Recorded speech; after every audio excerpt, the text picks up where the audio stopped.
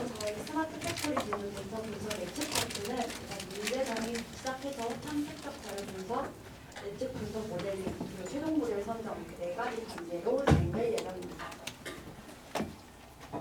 저희 대상 공정 및 데이터는요, 저희 철 생산 관련 공정입니다. 저희 어제 사용했던 데이터랑 되게 비슷한 데이터예요.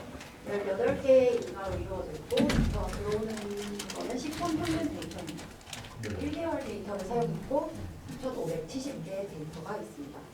저희가 이 데이터 분석을 하고자 하는 목적이 무엇이냐면 다양한 조업 조건 속에서 원료 에너지 관점에서 최적의 운전 조건을 도출하기 위해서 지금 저희가 진행하고 있습니다. 그리고 더 나아가서 이상 상황 동기 탐지 및 불안정 상황 예측을 통해서 사전 대비를 할 수 있도록 하고자 합니다. 네, 저희 먼저 변수에 대한 설명부터 드리겠습니다. 저희는 우선 독립 변수들을 통해서 종속 변수인 풍량을 예측하고자 합니다.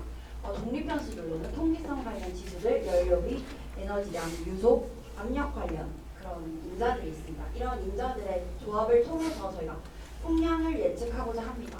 이걸 보시면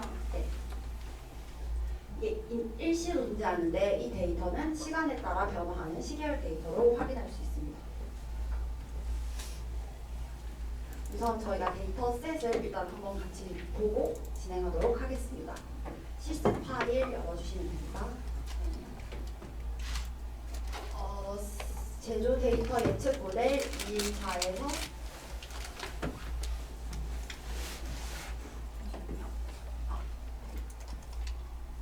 이일차 사례 기반 빅데이터 분석에 이번 제조 데이터 예측 모델 들어가시면 스마트 팩토리 구축을 위한 제조 데이터 분석 예측 모델 ECM 파일이 있습니다. 네, 그럼 다들 열어주시면 됩니다. 그리고 이 예측 데이터를 더블 클릭해 주시면 저희 데이터를 볼 수 있거든요. 데이터가 보이는데 데이터를 보시면 그 시간에 따라서 이 값들이 변화하고 있는 것을 확인할 수 있습니다. 4월 1일 4월 1일 12시에 이랬고 12시 10분에 이랬고 이렇게 변화하는 데이터들을 확인할 수 있습니다. 이 데이터는 저희가 다 1년 전처리 과정을 거쳐서 거친 데이터입니다. 그리고 데이터 통계 분석 들어가셔서 전체 데이터를 보시면 됩니다. 그럼 이걸 통해서 기초 통계량을 확인을 할 수 있는데요. 이 데이터를 통해서 저희 데이터 개수, 이 기초 통계량을 통해서 저희 데이터 개수는 3,570개이고 별축치의 개수는 없다는 것을 확인을 할 수 있습니다.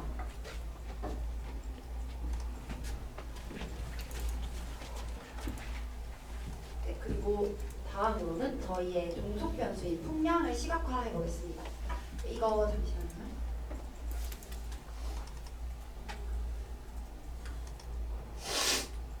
예측 데이터를 끌고 오셔서 기본 차트를 연결해 줍니다. 그리고 나서 보시면 저희가 이게 아까 말씀드렸듯이 제가 시계열 데이터라고 말씀을 드렸잖아요. 그렇기 때문에 시간 척도 변수를 데이터 인덱스가 아닌 일시로 변경을 해줍니다. 그럼 일시에 따른 저희 종속 변수의 변화량을 확인을 할 수 있습니다. 네, 그리고 풍량을 선택을 해주시면 풍량 선택을 해주시고 이걸 실행을 시켜주시면 풍량을 저희가 예측해야 하는 풍량을 시각화하겠습니다. 이걸 보시면 여기 밑에 되게 조금 보통의 패턴과는 다른 패턴을 나타내는 4월 한 25일쯤에 다른 패턴을 나타내는 상황을 확인을 할 수 있습니다. 저희는 이 데이터를 이상치라고 부르기로 했습니다. 이상치란 말 그대로 약간 분석에 도움이 되지 않고 이상한 데이터라고 할 수 있습니다. 저희는 이제 이 이상치를 제거를 해서 보통 일반적인 안정적인 상황만을 냅두고 모델링을 진행해 보고자 합니다. 저희가 이상치를 제거할 방법은 PCA를 활용하여서 이상치를 제거해 보고자 하는데요. PCA는 어제 저희 MSPC 공정 강의를 통해서 설명을 들었다시피 차원 축소 방식입니다. 차원을 축소하여서 차원 축소한 데이터 중에 튀어나온 부분들이 있거든요. 그 부분들을 제거하는 방향으로 가면 된다고 생각해 주시면 됩니다. 우선 PCA 모델링 노드에 PCA 이걸 끌고 와서 연결을 해주시면 돼요.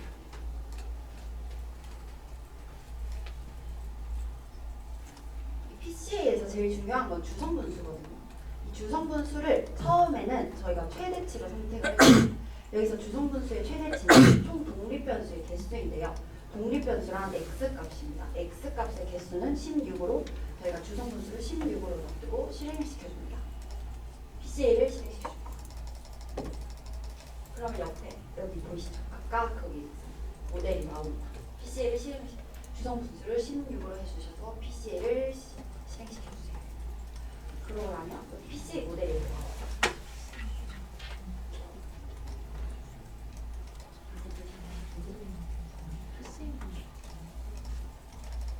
네, 그러면 이 PCA 모델을 더블 클릭을 해주세요. 더블 클릭해주시면 저희가 제너럴 모델 보고서에 대한 것이 나오는데 PCA는 어제 조금 자세히 설명을 드렸기 때문에 저희가 사용하는 부분만 설명을 드리도록 하겠습니다.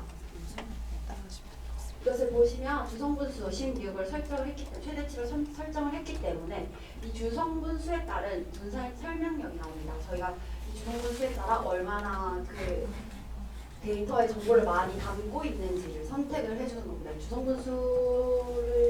주성분수가 하나가 된다면 저희가 데이터의 설명력이 29% 정도 데이터를 설명을 할 수 있습니다. 그래서 보통은 너무 과적합되지 않고 적절한 정보를 다 가지고 있는 한 80% 이상 정도를 선택을 해줍니다. 주성분수를.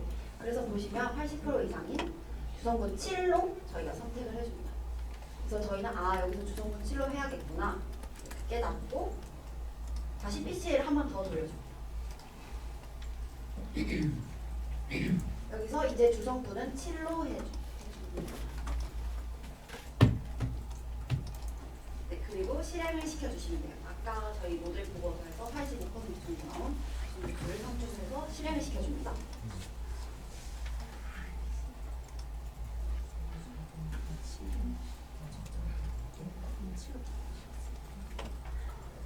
여기서는 저희가 PCA 모델 이거 다이아몬드 말고 저희가 모델링 돌린 이 모델링 노드를 클릭해 주시면 이렇게 결과 보기가 나오거든요. 결과 보기를 클릭해 주세요. PCA 모델링 노드의 결과 보기. 결과 보기를 눌러주시면 저희가 그 데이터의 분포를 확인을 할 수 있는데 저희가 확인해야 할 차트는 이 T-스퀘어 차트입니다.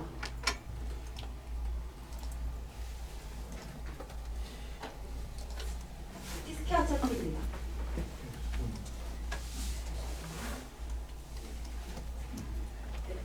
이걸 봤을 때 T-스퀘어 차트는 데이터가 얼마나 필요한지를 좀 확인을 할 수 있는 그런 차트라고 보시면 되는데요. 이게 봤을 때 한 20 정도 됐을 때 20 이상이 돼 99% 아니거든요. 20 정도가 99%에 해당하는 경계 이상이 됐을 때 이 데이터를 이상치라고 판단을 하고 제거를 해줘야겠다. 저희 이렇게 판단을 할 겁니다. 이 99% 이상 20 이상 되는 데이터들을 저희 이상치로 간주하며 제거할 대상으로 선정해 줍니다. 네. 그리고 나서 저희는 이제 이상치를 제거를 해줘야겠어. 여기서 이게 이상치구나.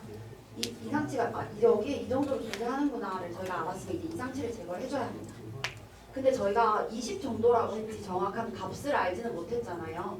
저희가 정확한 값을 알기 위해서는 이 PCA 3번 저희가 PCA 3번 저는 3번을 다른 걸 수 있어요. 이걸 더블 클릭, 다이아몬드를 더블 클릭해 주시면 이 모델 인포 여기 들어가시면 이 리미트 오브 T-스퀘어가 나와요. 그래서 정확한 99% 경계면 값을 확인을 할 수 있습니다. 이 다이아몬드를 더블 클릭해 주시고 모델 인포 여기에 있어요. 그리고 이 18.9268을 복사를 해주시면 돼요. 저희가 이거보다 작은 값들만 대상으로 해서 저희가 모델링을 진행을 할 거기 때문에 저희 이거보다 작은 값 이거를 복사를 해줍니다. 네, 그리고 나서 저희가 이제 이상치보다 작은 값들을 이상치보다 작은 값들만 대상으로 모델링 선택을 해줄 거기 때문에 선택 노드를 끌고 옵니다. 잠시만요. 이 PCA 아까 돌렸던 PCA 3번을 먼저 예측 데이터와 연결해 주셔요. 이걸 연결해 주셔야 저희가 나와 있던 T스퀘어에 대한 값들이 나오기 때문에 T스퀘어에 대한 값들. 그리고 이걸 선택과 연결을 해주시고 이 모델 이거 다이아몬드랑 꼭 연결해 주셔야 돼요. 이거 그냥 말고 다이아몬드랑 연결을 해주시고 이 선택을 눌러서 편집을 눌러주세요. 그리고 나서 밑에 쭉 내려보시면 잠시만요. 여기 모델 보석과 데이터를 연결을 해주시고 나서 두 번째 모델 주성분수를 7개로 한 PCA 다이아몬드를 연결해 주셔야 돼요.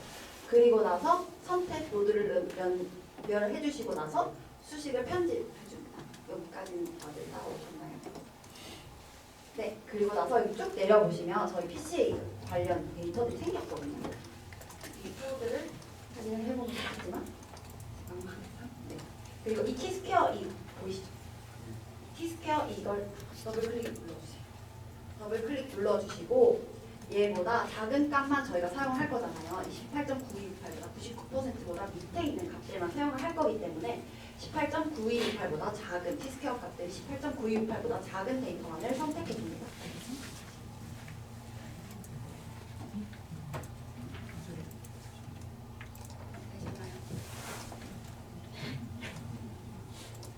네. 그리고 나서 저희가 이상치 제거가 잘 되었는지 한 번 더 풍량을 시각화를 한 번 더 해서 저희가 확인을 한번 해보도록 하겠습니다. 다시 기본 차트를 끌고 와주세요. 그리고 나서 선택 저희가 여기까지 제거를 해준 데이터잖아요. 그래서 예측 데이터에 하면 안 되고 선택도 연결해 주셔야 돼요. 왜냐면 선택까지 한 데이터가 저희가 완성된 그러니까 진행된 데이터이기 때문에 이 선택 노드랑 기본 차트를 연결해 주세요. 그리고 나서 아까랑 똑같은 방식으로 이 시간 척도 변수를 일시로 바꿔주시고 풍량을 시각화하여 줍니다. 실행시켜 주시면 아까랑 뭐가 그렇게 다른가 싶겠지만 이게 보시면요.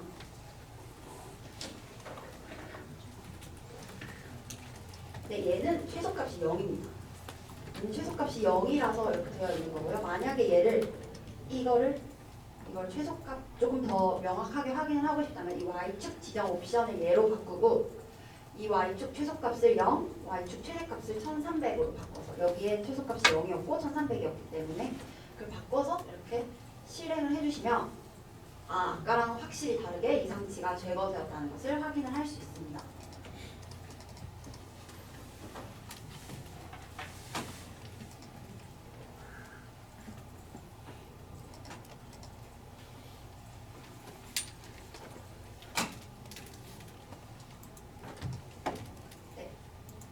그리고 나서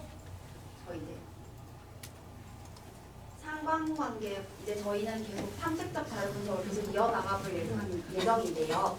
저희 이제 각 변수 간 상관관계를 한번 살펴볼 계획입니다. 네, 이거 상관관계는 아까 어제 말씀드린 것처럼 거기서 확인을 할 수도 있지만 근데 그 전에 저희가 PCA 노드를 연결을 했기 때문에 이 노드를 한번 연결을 해서 이걸 보시면 PCA에 관련된 주성분수에 따른 이 값들이 이제 생성이 돼요. 사실 저희 이제 이 데이터들은 사용을 하지 않을 거거든요. 그래서 제거를 해줘야 합니다. 그래서 필터 노드를 사용해서 저희가 제거를 해주시면 돼요. 필터 노드를 사용해서 사용하지 않을 변수들은 다시 제거를 해줍니다. 이걸 제거해주시고 저희가 원래 쓰려고 했던 변수들만 내버려 두시는 거죠.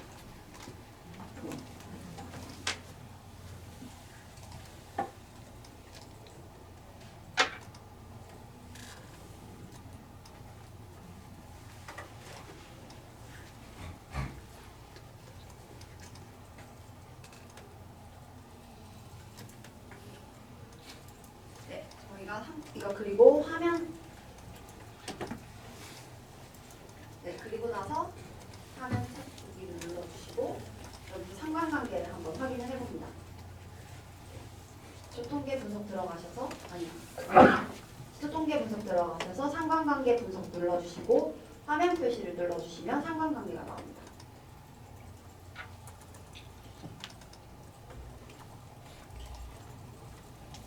그리고 네트워크를 보시면요.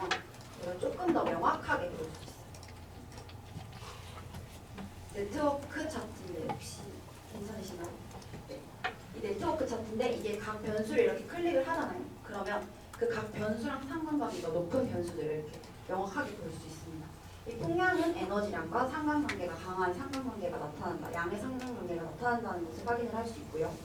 이게 오히려 이렇게 통기성, 이게 각 다른 x 값들끼리 독립 변수들끼리 강한 상관관계가 나타난다는 것을 이렇게 더 확인을 할 수 있습니다. 그리고 이 풍량을 더블 클릭해 주시잖아요. 그러면 이제 진짜 상관계수가 보여요. 이 상관계수를 보시면 풍량과 에너지량은 0.58 정도 나오고요. 상관관계가 그래서 꽤 높은 상관관계를 나타낸다는 것을 볼 수 있고 이 풍량과 통기성 지수는 마이너스 0.479가 나옵니다. 이것을 통해서 저희는 풍량이 증가할 때 통기성 지수는 떨어진다는 것을 확인을 할 수 있는데 통기성 지수가 여기서 떨어진다는 것은 통기성이 좋아진다는 의미입니다. 풍량이 올라갈 때 통기성이 좋아진다라는 것을 확인을 할 수 있죠. 그리고 저희가 여기서 더블 클릭을 에너지랑 더블 클릭을 한 번 더 해주시면 에너지량과 상관관계가 높은 변수들이 나와요. 이걸 보시면 오히려 이 풍량과 다른 상관관계들보다 이 에너지량과 통기성의 상관관계가 훨씬 높다는 것을 확인을 할 수 있죠. 그래서 통기성 관련도 한 번 더 눌러주시고 아니면 더 그러니까 통기성 지수와도 높은 상관관계를 가지고 있는 변수들 해주시고 그래서 뭐 있을 때 각 변수들끼리 오히려 이 x 인자들끼리 더 높은 상관관계를 나타내고 있구나를 더 저희는 확인을 할 수 있습니다. 그래서 따라서 이 그래프를 통해서 저희는 그걸 알게 되었고요. 그리고 이제 잠시만요. 평행 좌표 차트를 통해서 저희 진짜 어떻게 값들이 변화를 하는지를 좀 확인을 할 수 있는데요. 이 평행좌표 GL 차트를 활용을 해주셔야 돼요. 평행좌표 GL 차트를 활용을 해주시고 아까 높은 상관관계가 나왔던 이 값들만을 활용을 해줍니다. 보면 풍량, 통기성 1, 그리고 에너지량, 그리고 유속 2번이었고요. 그리고 압력 2번이었습니다.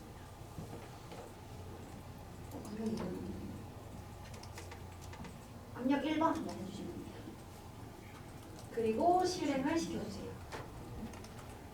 그러면 이렇게 나오거든요. 이렇게 나오면 사실은 이게 무슨 상관이 있지? 이렇게 생각을 하실 수 있어요. 근데 그게 아니라 조금 당겨주시면 이렇게 변화하는 것을 볼 수 있어요. 에너지량에 따라서 진짜 값들이 이렇게 얘들은 보통 감소하고 보통 증가하는구나. 이런 값들이 강한 상관관계가 있구나 이런 것을 확인을 할 수가 있습니다.